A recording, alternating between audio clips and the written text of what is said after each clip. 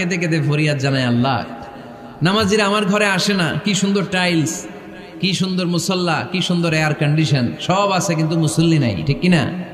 মসজিদগুলো আল্লাহর কাছে ফরিয়াদ জানায়, এজন্য আমরা যেন মসজিদমুখী হই। কি মুখী? আওয়াজ করে বলতে হবে, কি মুখী? মসজিদমুখী। তাহলে মসজিদ আবাদের 1 নাম্বার পদ্ধতি মসজিদ বানানো, 2 নাম্বার মসজিদে বেশি বেশি যে জামাতে সালাত আদায় করা, 3 নাম্বারে মসজিদের সাথে সম্পর্ক জুড়ে দেওয়া, হৃদয়টা যেন সবসময় মসজিদের সাথে লেগে থাকে। আল্লাহর হাবিব সাল্লাল্লাহু আলাইহি ওয়াসাল্লাম বললেন, সাবআতুন ইউযিল্লুহুমুল্লাহু ফি যিল্লি ইয়াওমা লা যিল্লা ইল্লা যিল্লু। 7 শ্রেণীর ব্যক্তিকে আল্লাহ তাআলা কিয়ামতের দিন আরশের নিচে ছায়া দিবে, যেদিন আল্লাহর আরশের ছায়া ছাড়া কোনো ছায়া পৃথিবীতে থাকবে না। সেই দিনটা কি এই দিনের মতো? কিয়ামতের দিনটা আজকের এই দিনের মতো হবে? 50,000 বছর হবে। এটা লেন্থ, এটা ডিউরেশন। কাআন সাফসাফা লা তারা ফিহা ইওয়াজা ওয়ালা আমতা, লেভেল প্লেইং ফিল্ড, তামার জমিন। একটু কল্পনা করেন তো ওই দিনটা কত ভয়ঙ্কর। বাবা ছেলেরে চিনবে না ওই দিন, ছেলে বাবারে চিনবে না, স্ত্রী স্বামীকে চিনবে না, স্বামী স্ত্রীকে চিনবে না, পীর সাহেব মুরিদ চিনবে না, মুরিদ পীর সাহেবকে চিনবে না, নেতা কর্মীকে চিনবে না, কর্মী নেতাকে চিনবে না। হায় হায়, ইয়া নাফসি ইয়া নাফসি বলে কাঁদবে। সূর্যটা মাথার কাছে চলে আসবে, সূর্যের তাপে মাথার মগজগুলো গলে গলে নাকের ছিদ্র আর কানের ছিদ্র দিয়ে টপ টপ করে বেয়ে বেয়ে পড়বে। তৃষ্ণায় মানুষগুলো পাগল পাড়া, জিহ্বাটা বের হয়ে নাভি পর্যন্ত ঝুলতে থাকবে। সেদিন সবাই পাগলের মতো ছুটতে থাকবে, কোনো ছায়া নাই আল্লাহর আরশের ছায়া ছাড়া। আল্লাহর হাবিব বললেন, 7 শ্রেণীর ব্যক্তিকে আল্লাহ তাআলা আরশের নিচে ছায়া দিবেন। এর মধ্যে 1 শ্রেণীর ব্যক্তি, রাজুলুন কলবুহু মুআল্লাকুন বিল মাসাজিদ, ওই ব্যক্তি যার হৃদয়টা সবসময় আল্লাহর মসজিদের সাথে লেগে থাকে। মসজিদের সাথে যার হৃদয় লেগে থাকে তাকে আরশের নিচে ছায়া দিবে কে? এজন্য মসজিদের সাথে যেন আমাদের হৃদয়গুলো লেগে থাকে। অনেকেই দেখবেন এত ভালো নামাজে, জোহর পরে টেনশন করে আসরটা কই পড়বো, আসর পরে চিন্তা করে মাগরিবের সময় আমি কোথায় থাকবো, মাগরিবের সময় টেনশন, ইস এশাটা হয়ে গেলেই তো শেষ। এরকম লোক আছে না নাই? এদেরকে সেই কঠিন ভয়াবহ দিনে আরশের নিচে ছায়া দিবে কে? তারপরে মসজিদ আমাদের 4 নাম্বার পদ্ধতি, মসজিদকে পরিচ্ছন্ন রাখা, মসজিদকে ঝাড়ু দেয়া। মসজিদকে যারা পরিষ্কার করে তাদের হৃদয়ের যন্ত্রণা দূর করে দেয় কে? সাইয়েদনা ইব্রাহিম আলাইহিস সালাম এবং ইসমাঈল আলাইহিস সালামকে আল্লাহ তাআলা আদেশ করেছেন, তাহহিরা বাইতিয়া লিত-তাইফিনা ওয়াল আকিফিনা ওয়ার রুকআই সুজুদ। হে ইব্রাহিম, ইসমাঈল, বাপ বেটা 2 জন মিলে মসজিদ ঝাড়ু দাও। কি ঝাড়ু দাও? মসজিদেরি ঝাড়ু বড়দার ও কামারে হাত, শোনো আমারে মুনাজাত। পড়েন, শোনো শোনো ইয়া ইলাহি আমারে মুনাজাত, শোনো আমারে মুনাজাত। পড়েন আমিন। মসজিদ ঝাড়ু দেওয়া মসজিদ আবাদের অন্তর্ভুক্ত। আপনারা কেউ কোনোদিন মসজিদ ঝাড়ু দিয়েছেন নাকি? কে কে দিয়েছেন দেখি? সবাই? সবাই মসজিদের খাদেম? মাশাআল্লাহ। আমিও দিছি মসজিদ ঝাড়ু, অনেক দিছি। মাশাআল্লাহ, আল্লাহ তুমি কবুল করো।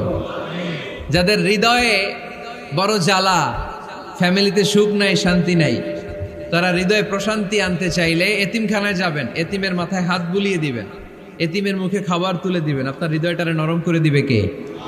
আল্লাহর ঘর মসজিদে যাবেন, নিজ হাতে মসজিদটারে একটু পরিষ্কার করে দিবেন, আপনার জীবনটারে উজালা করে দিবে কে? তাহলে এগুলো করার মাধ্যমে আমরা মসজিদের আবাদ করতে চাই। আমরা মসজিদের আবাদকারী হতে চাই কি চাই না? আল্লাহর ঘর মসজিদ আবাদ করার মতো শ্রেষ্ঠ কাজ পৃথিবীতে হতে পারে না। এই মসজিদের কিছু আদব আছে, আল্লাহ রাসূল সাল্লাল্লাহু আলাইহি ওয়াসাল্লাম বলেছেন, এই আদবগুলো মেনটেন করে যেন আল্লাহর ঘর মসজিদের সাথে আমরা ব্যবহার করি। মসজিদের 1 নাম্বার আদব হচ্ছে মসজিদে ওযুর সাথে প্রবেশ করা। কিসের সাথে? ওযু করে পরিচ্ছন্ন হয়ে মসজিদে প্রবেশ করা। এজন্য অপবিত্র অবস্থায়, গোসল ফরজ, এরকম অবস্থায় মসজিদে ঢোকা যাবে? কথা বলেন, ঢোকা যায়? যেই নারীদের মাসিক চলতেছে, মেনস্ট্রুয়েশনাল পিরিয়ড চলতেছে, ওই নারীদের পক্ষে মসজিদে ঢোকা জায়েজ আছে? নাই। তাহলে এটা হলো 1 নাম্বার আদব। মসজিদে ঢোকার সময় কি করে ঢুকবো? ওযু করে। আওয়াজ করে বলেন, কি করে ঢুকবো? ওযু করে। দুই নাম্বার আদব হচ্ছে মসজিদে যাওয়ার সময় সবচেয়ে ভালো জামাটা পরে যাব, সবচেয়ে ভালো পাঞ্জাবিটা পরে যাব। জান তো আপনারা?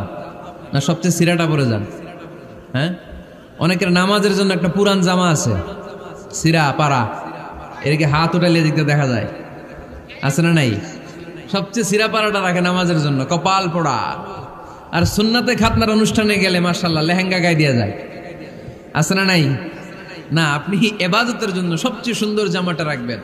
এজন্য রাব্বুল আলামিন বলেন, ইয়া বানি আদম খুযু যিনাতাকুম ইনদা কুল্লি মসজিদ। ও বনি আদম, তুমি যখন আল্লাহর ঘর মসজিদে ঢুকবা, ও বনি আদম, তুমি যখন নামাজের মুসল্লায় দাঁড়াবা, তোমার সবচাইতে দামি, সবচাইতে সুন্দর জামাটা গায়ে দিয়ে তুমি নামাজে দাঁড়াও। ঠিক কি না? তাহলে এখন মসজিদে যাওয়ার সময় কি গায়ে দিয়ে যাবেন বলেন? খিতা করবাইন? হ্যাঁ, মাশাআল্লাহ। হ্যাঁ, সবচেয়ে ভালো কাপড়টা আয়রন করে পারফিউম মেখে তারপরে আমরা যাব। রাজি আছেন তো? তিন নাম্বার আদাব হচ্ছে মসজিদে ঢুকার সময় বাম পা দিয়ে ঢুকতে হয়।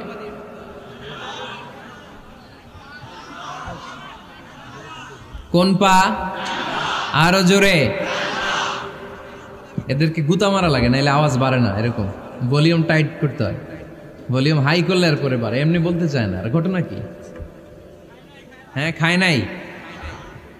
বদরের যুদ্ধ হয়েছিল রমাদানে, কোনো সাহাবী খায় নাই, না খাইয়া একেবারে সাইজ করে দিছে কাফেরদেরকে। আমরা না খেলেও আমাদের হৃদয়ে ইমানি শক্তি আছে না নেই? এই তো বোঝা যাচ্ছে ইমানি শক্তি আছে। এতক্ষণ আছিল কই?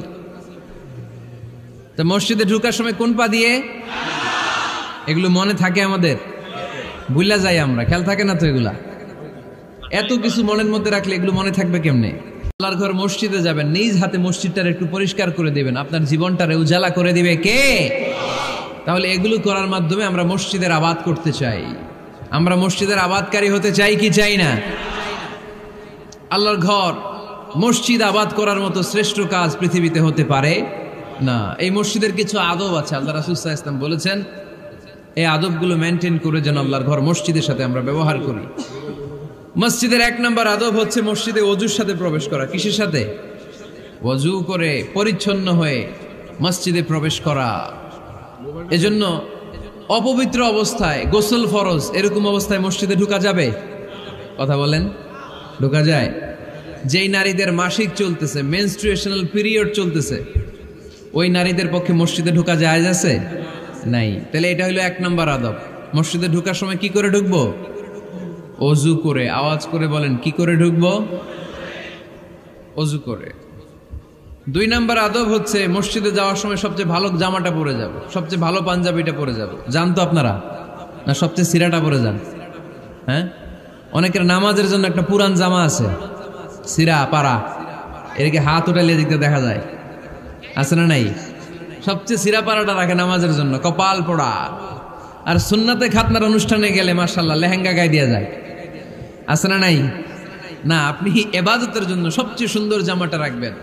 এজন্য রাব্বুল আলামিন বলেন, ইয়া বানি আদম খুযু যিনাতাকুম ইনদা কুল্লি মসজিদ।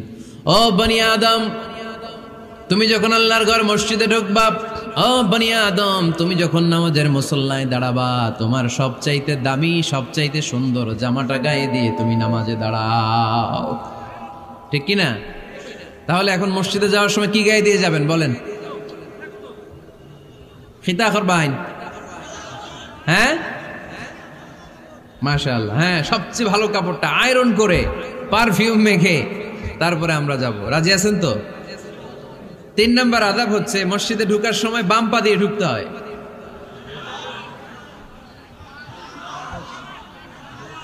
কোন পা? আরো জোরে। এদেরকে গুতা মারা লাগে, নাইলে আওয়াজ বাড়ে না, এরকম ভলিউম টাইট করতে হয়। ভলিউম হাই করলে আর পরে বাড়ে, এমনি বলতে চায় না। আর ঘটনা কি? হ্যাঁ, খায় নাই। বদরের যুদ্ধ হয়েছিল রমাদানে, কোনো সাহাবী খায় নাই, না খাইয়া একেবারে সাইজ করে দিছে কাফেরদেরকে। আমরা না খেলেও আমাদের হৃদয়ে ইমানি শক্তি আছে না নেই? এই তো বোঝা যাচ্ছে ইমানি শক্তি আছে। এতক্ষণ আছিল কই? তো মসজিদে ঢুকার সময় কোন পা দিয়ে? এগুলো মনে থাকে আমাদের, ভুলা যাই আমরা, খেয়াল থাকে না তো এগুলা। এত কিছু মনের মধ্যে রাখলে এগুলো মনে থাকবে কেমনে? মসজিদে ঢুকার সময় কোন পা? আরো জোরে। বেরোয়ার সময় কোন পা?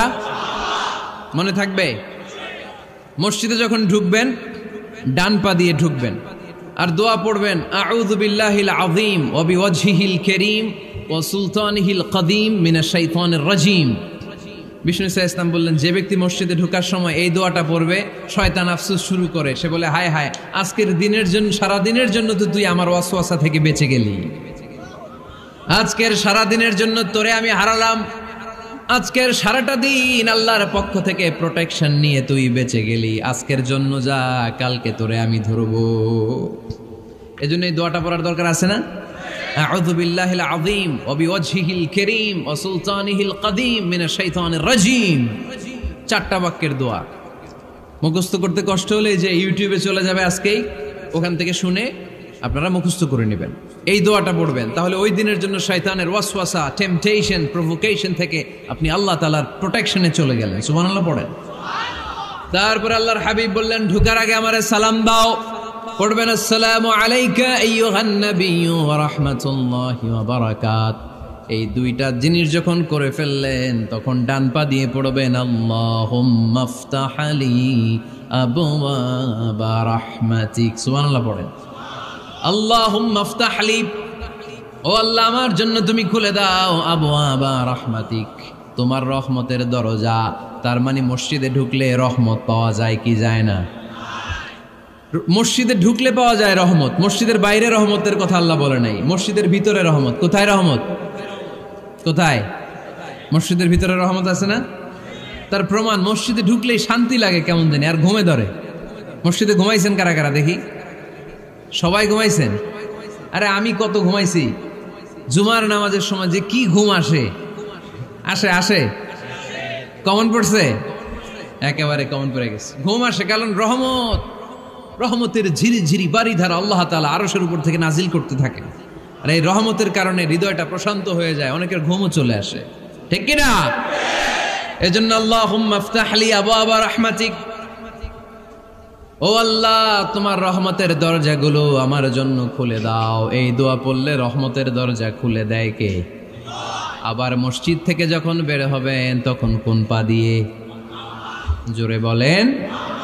বাম পা দিয়ে কি পড়বেন? আল্লাহুম্মা ইন্নী আসআলুকা মিন ফাদলিক, ও আল্লাহ তোমার কাছে আমি তোমার পক্ষ থেকে ফদল চাই, মানে রিজিক চাই, রিজিক দেয়ার মালিক কে?